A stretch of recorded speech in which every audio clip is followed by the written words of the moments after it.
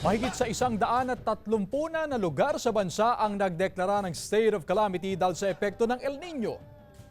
Ang detalye ng balitang yan ihahatid naman live ni Gab de Luna ng GMA Regional TV 1 North Central Luzon.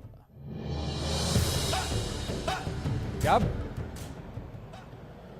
Chris, patuloy na tumitindi ang nararanasang init at epekto ng El Nino sa iba't ibang bahagi ng bansa. Sa katunayan, pumapalo sa 43 to 45 degrees Celsius ang heat index o damang init ngayong araw dito sa Ilocos Norte, kung saan pinakaapektado ang bayan ng Solsona at Tigras na kabilang sa mga nagdeklara ng state of calamity.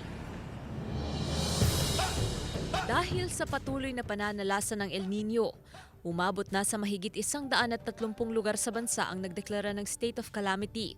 Malaking tulong daw ang pagdedeklara ng state of calamity sa isang lokal na pamahalaan upang magamit ang Quick Response Fund sa mga apektadong residente at kanilang kabuhayan.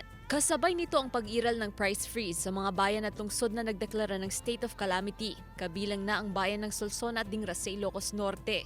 Ang basic commodities gaya ng delata, gatas, kape, sabon, asin at tinapay ay kabilang sa mga nasa 60-day price freeze. Mag-iikot ang DTI para tiyaking nasusunod ito. Sa datos ng Department of Agriculture, aabot na sa 5.9 billion pesos ang pinsala sa agrikultura sa nararanasang drought at dry spell sa malaking bahagi ng bansa.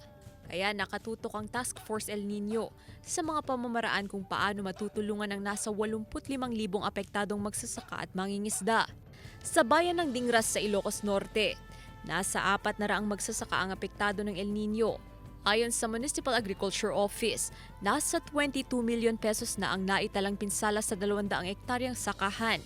Ang ilang alagang hayop, tuyong damo o dayami ang kinakain sa palayan. Hindi kita kalkalin naman, basit tandaron mo, tayo nagalo.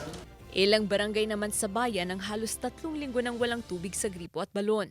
Sa Solsona na unang nagdeklara ng state of calamity, tinitig ng solusyon sa tagtuyot ang cloud seeding. 68% na raw kasi ng bayan, iniinda na ang kawalan ng tubig. Samantala, Chris, nakatakdang magpulong-pulong ang lokal na pamahalaan ng agarang solusyon o intervention na pwedeng maibahagi sa mga apektadong residente sa epekto ng El Nino. Chris? Maraming salamat, Gab de Luna ng GMA Regional TV 1 North Central Luzon.